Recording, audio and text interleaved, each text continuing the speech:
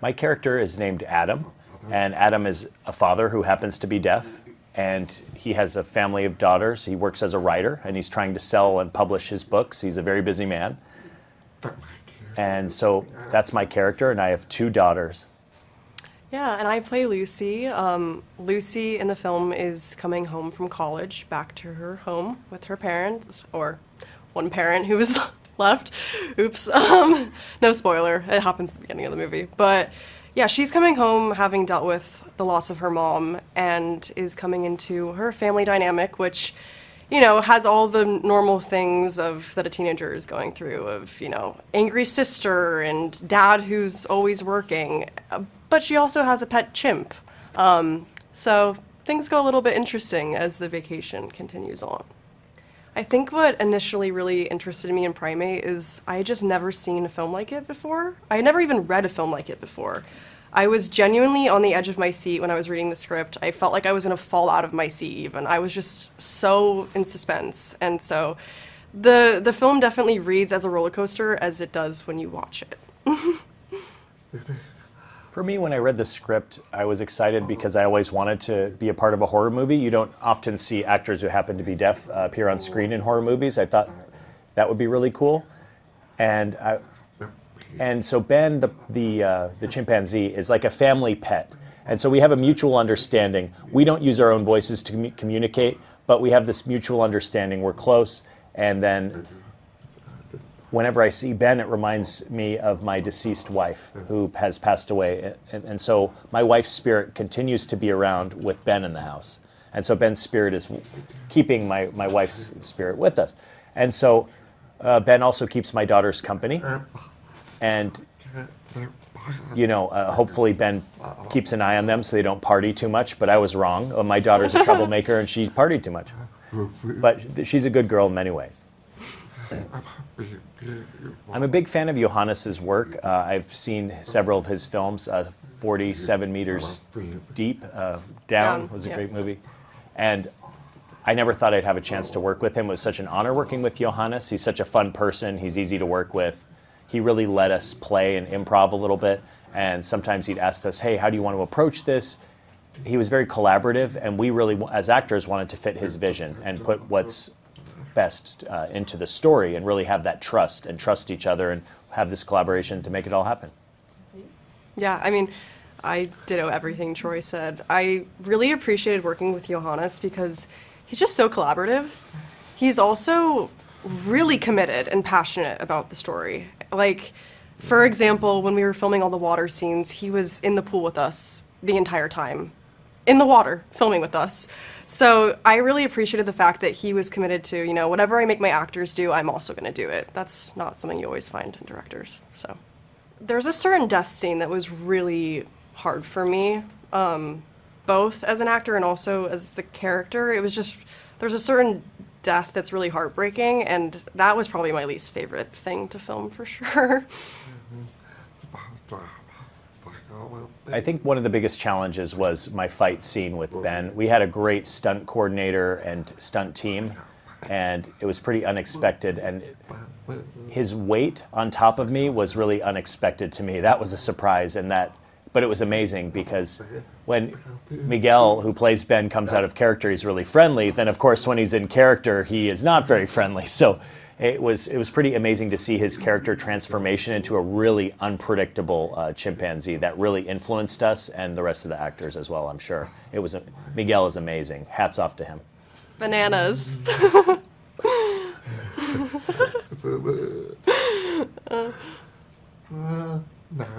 Love. Oh.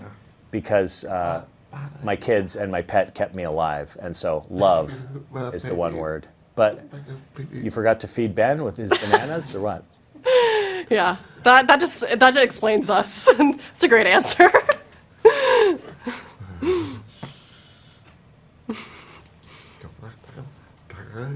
You should have a teddy bear instead of a chimpanzee, probably. You know, and if as a punishment, I'll take your teddy bear away. You know, if you're looking for your teddy bear, it's because you've had bad behavior. That sounds traumatic.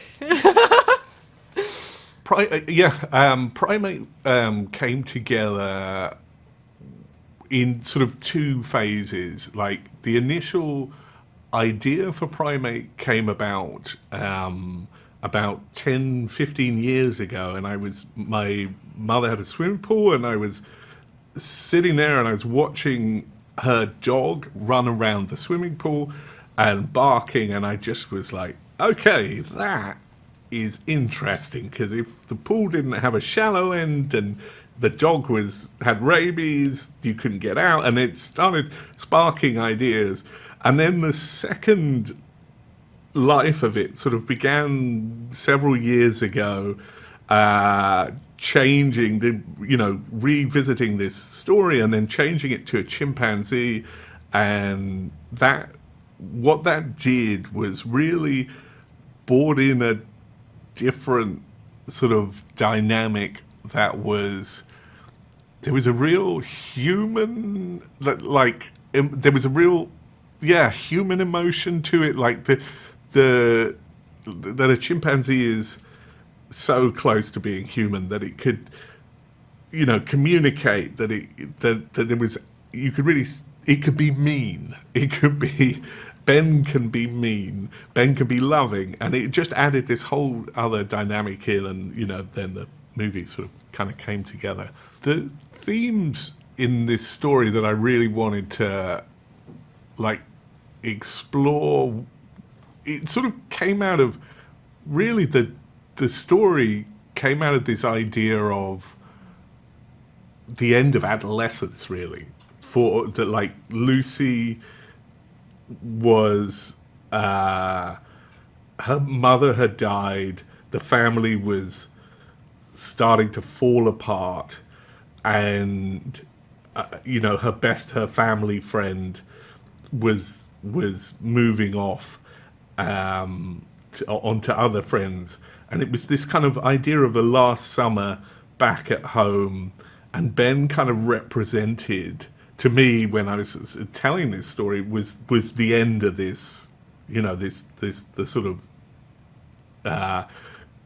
glorious summer of childhood kind of thing, so that was, I was really interested in that being the sort of drive of it, and exploring that side, and then taking that and just putting people in this terrifying experience of having to fight something that was good, that was a beautiful pet within your house, and then has turned evil, or not, I suppose evil, and that was a really fun way to draw people into the horror of it all.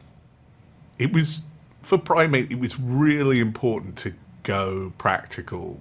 The movie, its DNA is within that sort of 80s Stephen King, John Carpenter, those movies, The Thing, Cujo, Pet Sematary, those movies, Nightmare on Elm Street, all those kind of movies I grew up with, very much influenced Primate in terms of the horror side of it.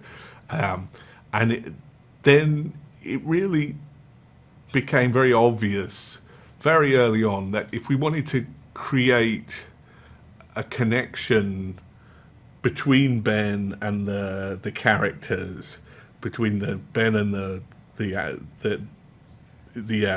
actors, he needed. You couldn't just go visual effects. You needed to have